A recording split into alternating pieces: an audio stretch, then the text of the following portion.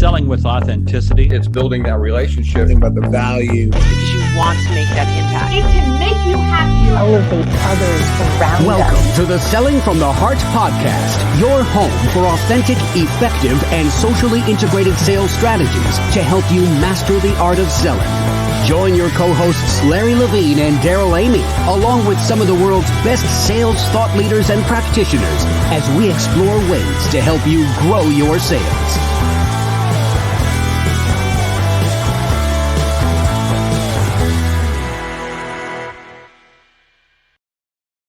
Hello and welcome back to the Selling from the Heart podcast. Your co-host Daryl Amy here today with Larry Levine. What's going on, Larry? Oh, it's another great day in the Selling from the Heart community. I am super pumped up for this podcast, Daryl. All right, we're going to have a blast today. You're going to get fired up, motivated, all the great adjectives. You can just put them in there. It's going to be incredible. I can't wait for you to meet our friend Antarctic Mike. It's going to be phenomenal. As we get started, though, I just want to say a huge shout out to everybody here as we're wrapping up the year. Happy holidays to everybody. Just what a great time of year. This has been a challenging year for many people in the sales profession. We've been figuring things out. But you know what, Larry? I think the people in the Selling for the Heart community, I've just been so impressed with the grit, the determination, the resiliency, all things we're going to talk about today, by the way. But the things that I see in the Selling from the Heart community are just phenomenal. They're inspirational, and I'm so happy to be a part of it.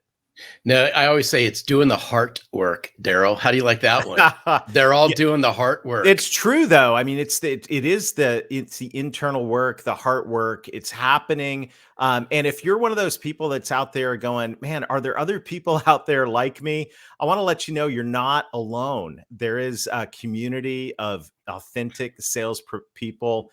It's formed around Selling from the Heart. And if you want to check it out, you can come join us. It'd be a great thing to do in the new year. Join the Selling from the Heart Insiders group and find a community of like-hearted sales professionals that are dedicated to being genuine, being authentic, adding real value, all the characteristics of Selling from the Heart. No empty suits in that group, Larry. No, none whatsoever. You know, the best part about this, Daryl, is, we get together every Friday. It's at noon Eastern time. And we mastermind things out. We group coach things out. People are held accountable. They hold each other accountable. Mm-hmm. And then we have what we call up close and personals, where we bring thought leaders into the group for what we call up close and personals, where they tell their backstories and they share some ideas and they educate them. It's a great hour, well spent. Highly encourage you checking it out. Check it out. sellingfromtheheart.net/insiders. Love for you to join us in the new year. And the conversation we've got today, Larry, is especially at the end of this year, as we're getting ready to kick off a new year, I can't think of anyone better to coach us today. So why don't you introduce our friend Antarctic Mike, and let's dive in. Where do I start? I think Antarctic Mike Pierce and we connected on social, and I just had a conversation. I did a little research on Mike, and my gosh, I mean, actually, I think after this, we're probably going to want to run through a brick wall, because this guy and his grit and determination, and we're going to bring this to the forefront. I just can't wait to dive into this. Antarctic Mike, welcome to Selling from the Heart. Well, thanks, guys. It's an honor to be here and bring some stories to your listeners that will hopefully inspire them to be better. Awesome. I have no doubt. It's going to be a blast. And Mike, you know the question, though, because there's that one question that every guest on the Selling from the Heart podcast answers. And that is, Mike, what does it mean to you to sell from the heart? I'll answer that question with the story, if that's okay. Yeah, please do. Okay. So I was in Dallas, Texas all of last week. I had 5 speaking engagements in 4 days. And then I spent some time with some folks from Canada that run a really successful company in Dallas. And then I was scheduled to fly from Dallas to Harrisburg, Pennsylvania, where I'm coming to you from today. And so I fly Delta a lot. And so I'm switching planes in Atlanta, and I'm now on the plane in Atlanta, ready to come to Harrisburg. And I take my seat, and I'm like in row 20, seat A or whatever it was. Okay. So I sit down, and a lady sits next to me. and her name is Marissa. And we just start talking. Are you traveling for work or for business? You know, the standard conversation. Oh, I'm traveling for work. Oh, what do you do? I'm a salesperson. Oh, great. What do you sell? Well, I'm in the profession of office interiors. Oh, cool. I get interrupted by a flight attendant. The flight attendant says, oh, are you Mike Pierce? I said, yeah. She goes, would you like to sit in seat 1A? You've been upgraded. And I looked at her and I said, listen, I'm very thankful for the upgrade, but why don't you give it to somebody who's never sat in first class? I'm going to talk to Marissa. So I just got into this conversation with Marissa, and it turns out she just started this job about 6 months ago. And I said, oh, your sales territory is where? In the central Pennsylvania area? Yeah, that's where our head company's headquartered. Okay, great. You live there, right? No, I live in Portland, Oregon. Oh my gosh. Oh, so help me understand how that one works, right? She goes, well, my boss, who's a co-owner of the company, his name is Mike, and he knows me really well because we used to work together at Steelcase in Grand Rapids, Michigan. So he trusts me. Oh, okay. What's the name of your company? So I look this guy up, right? I pull the phone out and I look this guy up and I look his company up. And then I said to Marissa, I said, watch this. And I sent an in-mail, right? A direct message right to this guy, the owner of the company. And I said, hi, Mike, I know you don't know me. I'm sitting on an airplane next to some lady who's claiming to be an office interior guru. I said, personally, I think she's a fraud. LOL, right? I literally said that, right? And so the guy sends me a reply right back and he said, we're really lucky to have Marissa. And I'm like, oh, okay, that's cool. And then he says to me, what are you doing tomorrow night? Meaning last night. And I'm like, I don't know. What do you have in mind? I mean, is Aerosmith coming to town and you have backstage passes? Like, what's the story, right? He goes, how would you like to come to our sales dinner? We have 10 spots available, and I think we only have 9 people. We have an extra spot.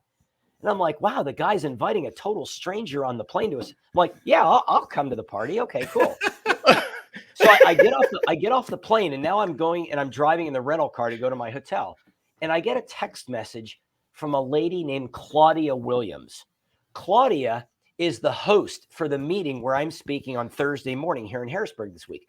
And her message says this: I understand your plane just landed and you're sitting next to Marissa. I'm like, are they watching me? Like I called Claudia immediately. I said, were you sitting behind me and I just missed you? Like, how did you know this? Right? She goes, Mike sent me a text message. Antarctic Mike is sitting next to Marissa. And I'm like, well, how do you know this character, Mike? He's going to be in the meeting Thursday where you're speaking. In fact, he's the host. You're going to be speaking at his office. I'm like, man, the world just got about that big, right? That's and awesome. I thought to myself, you know what? Job number one of a salesperson, the original question was selling from the heart. It's just about meeting people. But the caveat is on a favorable basis, right? It's about meeting people. Just meet people. I took an interest in this lady, Marissa, and then I had fun with her boss. I'm like, yeah, I'm just going to put some kind of a joke message to the guy. I'm going to reach out to the guy saying, yeah, this lady's an imposter, right? I mean, of course I was kidding and he knew it. I mean, just have fun. I didn't engage in any of these relationships to have anything to do with what I do for a living. Nothing to do with what I do for a living, right? Just simply take an interest in people just for the sake of taking an interest in them. That's really what selling from the heart to me is all about. Oh, Daryl, I thought I've heard it all until I heard that story. Right? Because that's a great story, Mike. We have I mean, I think, over the years, we've heard a lot of great things when it comes to what's it mean to sell from the heart. That story is classic because the first word that comes to mind is intentional. Well, it's intentional, but here's the caveat, and I wrote this down. Sales is simply this, and I wrote down on this paper, listen, simply to understand. Ask good questions and write things down so you don't forget them. And then I wrote this down. Look for opportunities to help people that has nothing to do with what you sell. Mm-hmm. See, the caveat is take an interest in these people with no strings attached, 0 strings, no attachment to anything that you sell, any kind of quota that you're responsible for, or a mortgage payment that you have, no strings attached to anything that you want or need. That's the caveat. And that's hard for salespeople to divorce themselves from that, because then the pushback I'll hear is, well, I got responsibilities. I got a spouse and I got kids. I'm not saying your responsibilities aren't something to take lightly. I didn't say you don't have to make your quota. I didn't say you don't have to make a living. The irony is, the less you try, the more you get. Oh, so good. I mean, true. really, just take an interest in people. And you know what? They're going to open up. You don't know who you're sitting next to on the plane. You don't know who the recipient is on the other side of that message. I was taking a walk earlier today before I called you guys, and there's a bunch of outside this hotel here, there's like a bunch of office complexes and buildings and signs. And I just noticed 3 different companies that I didn't know who they were. And I sent a direct message to the CEOs of each of these 3 companies, said, "Hi, my name is Mike, and I'm staying here at a hotel across the street from your office. And I was just curious what this company does. And I ran across you. And if you'd like to come and hear me speak on Thursday morning, you can come and be my guest. I think you'd find some things valuable to help you do a better job." And that's all it was. No attachment to anything. I have nothing to sell. I have nothing to, if the guy wants to come, he wants to come. And sometimes people take me up on that. People are like, "Oh, hey, good timing, da da da da." And I meet these people and they come. And that's what we were talking about the last episode. You know, if you look at a sales interaction, there's really only 3 possible outcomes, right? 1, they need what you got right away. Number 2, they need what you got down the road. But the most common outcome is they don't need what you have. But at that point, you have the opportunity to leave that interaction with the most precious commodity in sales, which is trust, by taking a genuine interest, by providing connection, referral, help, just how can I help? And I think this, what you're talking about here is so core, because every sales rep that might bristle and go, "Hey, I get that, Mike. That's all a nice story and everything, but I got a quota hit. I don't have time for that." Right. Every one of those reps would say, "Wow, if I had more trust with my clients and prospects, that would revolutionize my income and my ability to succeed." Well, where does trust come from? Trust comes from interactions just like that. Interactions with no agenda, interactions with curiosity and humility. So I absolutely love what you're sharing. Because you don't know. I get emails and phone calls. I had one recently. I'm trying to think who it was from. I ended up in a speaking engagement somewhere, and I'm like, "Okay, listen, I'm flattered that you called me, but how did you hear about me? I heard you. I met you 8 years ago. You probably don't even remember." That kind of stuff. I get this all the time. So these little patterns of activity, these little, "Hey, I'm sitting next to this lady on the airplane," that kind of stuff, and walking past their office and saying, "Hey, I just thought about you," all those things. They're just little touches. Where are they going to go? I don't know. To your point, Daryl, they may pay off today. They may pay off in a week, in a month, in a year, in 10 years. They may never pay off. It doesn't matter. It literally doesn't matter, because if you touch enough people in the circle of influence where you live, you're going to get enough of what you need. Daryl, it's why I'm a firm believer that if you want to have a full sales funnel, you need to build a full relationship funnel. It's exactly what Mike's been sharing. Hey, but as we dive in, and I know our listeners are just going to go, "Where the heck does Antarctic Mike," right? What is this, right? You're introducing this guy as Antarctic Mike, right? What is this? Sounds like a cartoon on Saturday morning. Okay, you said it. I didn't. That'd be a great superhero. I like it. That will be, but this has been a year full of oh my gosh. I was going to say faster than a speeding bullet, but it'd be like colder than right? Antarctic Mike, superhero. That's good. What's the backstory? Yeah, you got to unpack. You have to unpack this. Okay. I became an Antarctic history fan in 2001 when a random visit to a bookstore changed my whole life. I went to a bookstore I was on a business trip in Bakersfield, California. Oh, poor thing. I'm so sorry. And yeah, I know. And it's funny because I'll say to the audience, I'll say, "And by the way, for those of you who've never been to Bakersfield, don't worry, you're going to be just fine." So I'm in Bakersfield. I literally see this photograph on the cover of a business book called Shackleton's Way. And I'm like, what on earth does this have to do with anything in the real world today? So I started thumbing through the book. And basically, it was the story of how Ernest Shackleton led 27 people into the Antarctic in 1914, and they became stranded for 2 years. Now, the moral of the story is first of all, they all came home alive.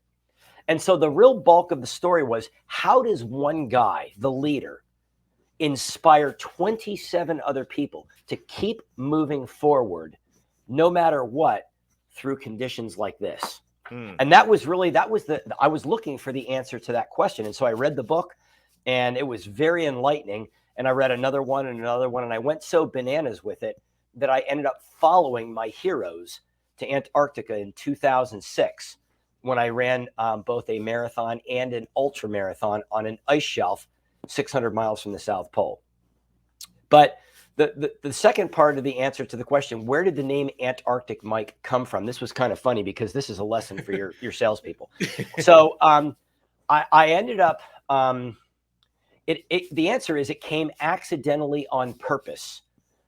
When I accidentally on purpose ended up on a sales talk radio program based in San Diego. What happened was I had won a gift certificate to a sports bar. This was just prior to my 40th birthday. This was in early March of 2005. And so I won this gift certificate to this sports bar. So my wife and I were like, hey, let's go to the sports bar. We have $50 to spend for my birthday. So we go down there. It's 2 days before my 40th birthday.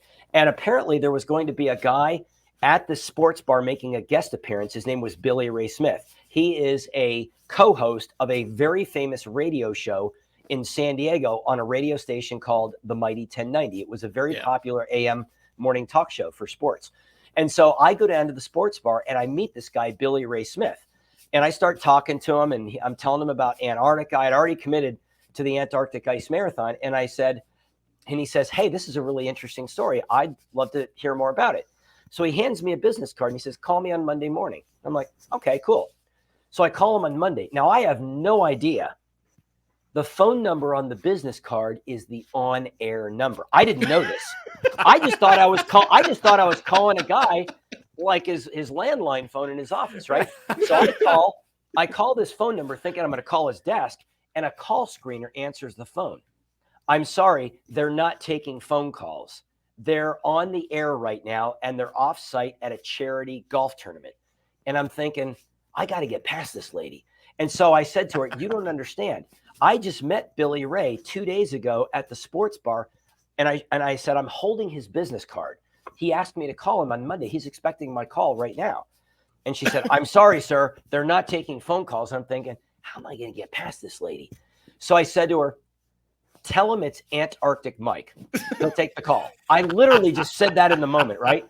So she goes, all right, hold on a second. So she types this into the board, and I guess the guys have a board and they can see, who's on hold or whatnot. So his partner, a guy named Scott Kaplan, they're on, the show's going on. And then Scott Kaplan finally says, hey, Billy Ray, we got some character on hold named Antarctic Mike. And Billy Ray goes, that's the guy I met at the sports bar 2 days ago. Put him on. Click. Now I'm on, right? And this was at about 7:45 on a Monday morning, which I didn't know is like the ultimate, most coveted spot on Monday morning radio, because that's like the peak of, the audience time. And so we're on for about 15 minutes, which I guess apparently at that time of the day is a very long interview. It's a lot of time. So, they're asking me questions about all this stuff, and, I hang up, and then I went, all right, well, I guess I'm going now. I mean, when you commit to however many people are listening to a radio program, I mean, this thing gets piped into Orange County and LA, and I'm thinking to myself, well, now I got about 10 million people that are going to hold me accountable. So I guess I guess I'm going now, right? So that was kind of how the whole fascination with Antarctica and how the nickname came into play. Yeah, So cool. I absolutely love this, but It's such a cartoon. but I'd encourage the listeners, go check out Antarctic Mike and go to his YouTube and learn all about him, because you talk about resiliency a lot, Mike. And can you just walk the listeners through, because, sales professionals out there, I'm a firm believer they do the things that sales reps find excuses not to do. And Well, so that's your true. training regimen and how you went about doing all this is fascinating. You just got to unpack this a little bit for our listeners, because it's crazy, but it's dedication like none other. Okay, how does a guy from San Diego, California, prepare for Antarctica? I mean, after all, Angela, my wife, she's not going to relocate to Canada or Siberia or anything like that, right? So how in the world am I going to pull this off? Well, I got to find a freezer. So what happened was, after I got off of that interview on that radio show, I hung up and then I went, what now? How am I going to get ready? I literally pulled out the yellow page phone book. They used to make this big, thick book full of phone numbers. I know some of the listeners are like, what the heck's he talking about, right? So I pull the yellow page phone book out and I look under the word ice. Like I have no idea even what heading to look up. So I look up the word ice and I see all these phone numbers. I don't even know what these people sell. And I just started calling every phone number listed under the word ice in the 2005 yellow page phone book. So, the call sounded like this. Hi, my name is Antarctic Mike. I'm going to run this marathon in Antarctica.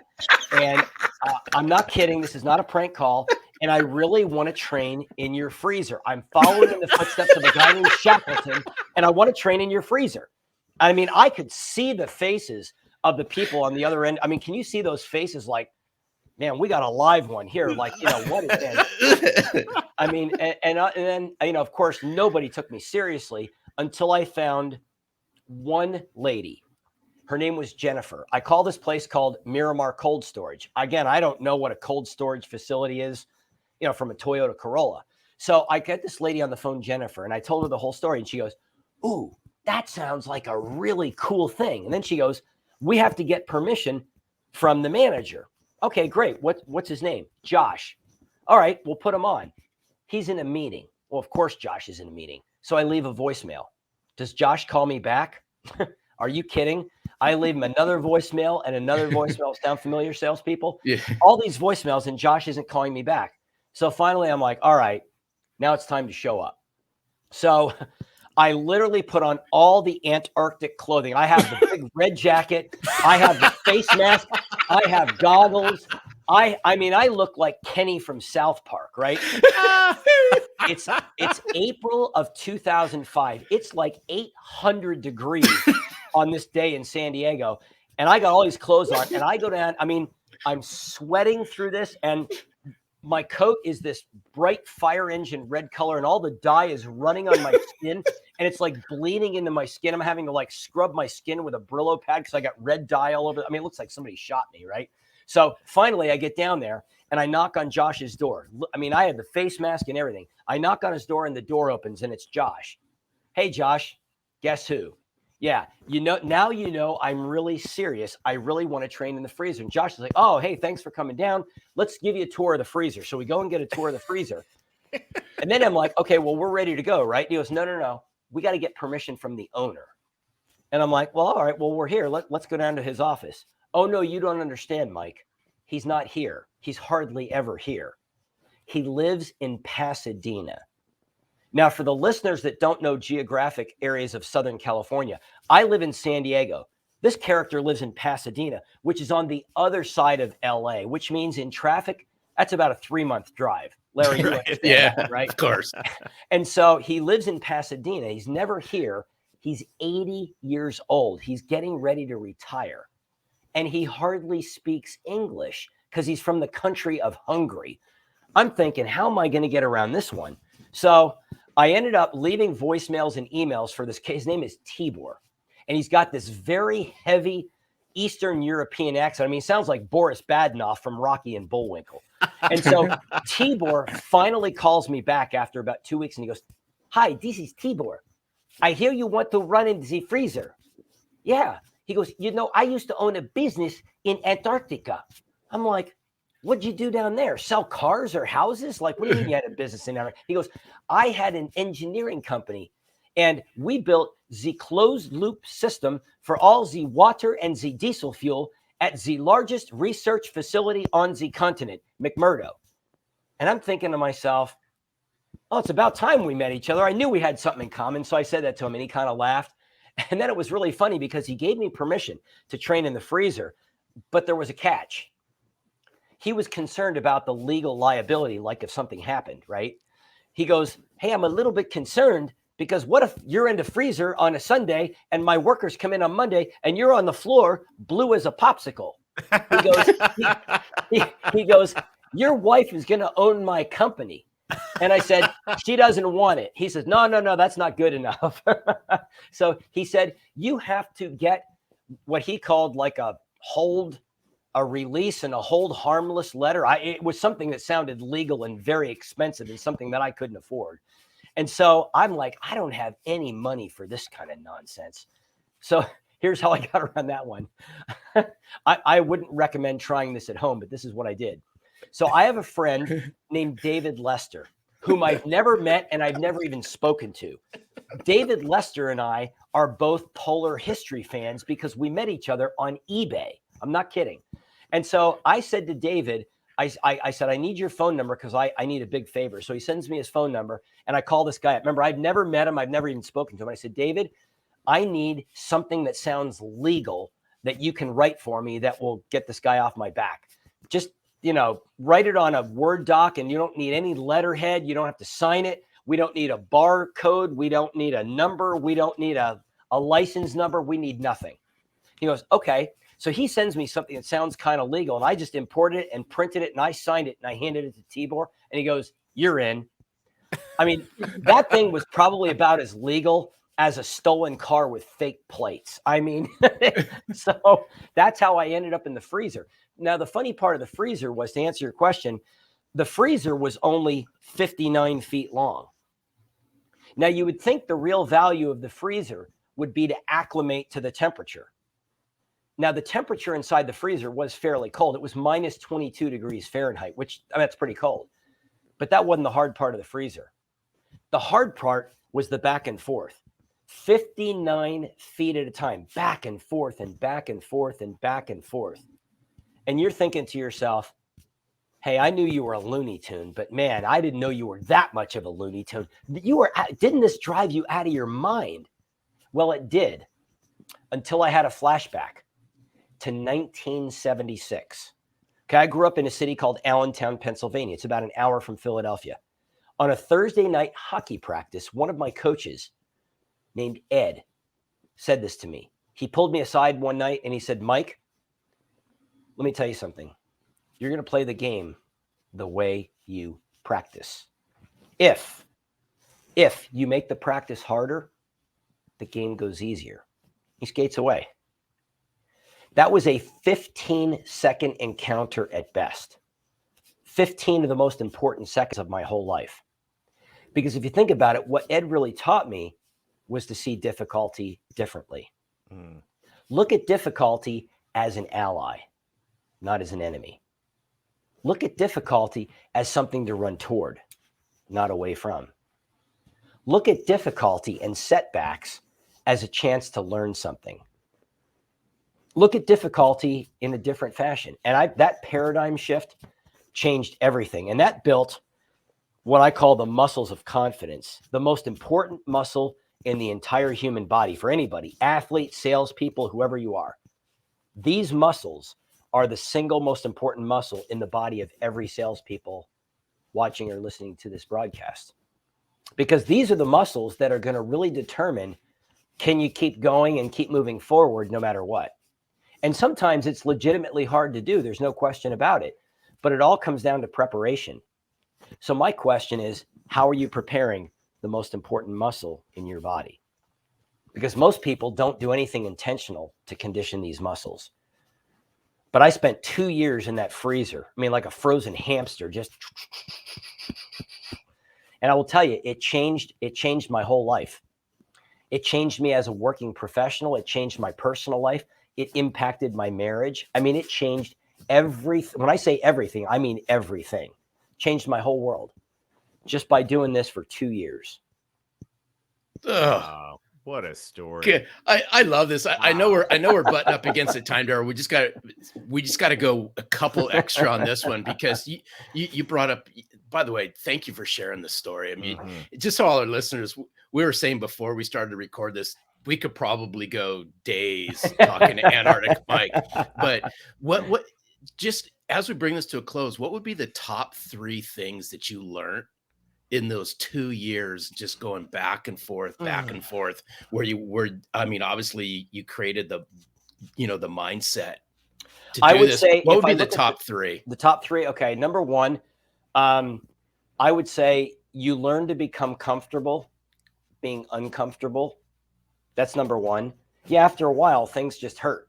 Mentally, you're exhausted, you're bored, you're tired, but you learn to become comfortable being uncomfortable. I mean, number two, you strengthen the muscles of confidence and self-discipline. Those are the two muscles that I pictured inside my head, confidence and self-discipline.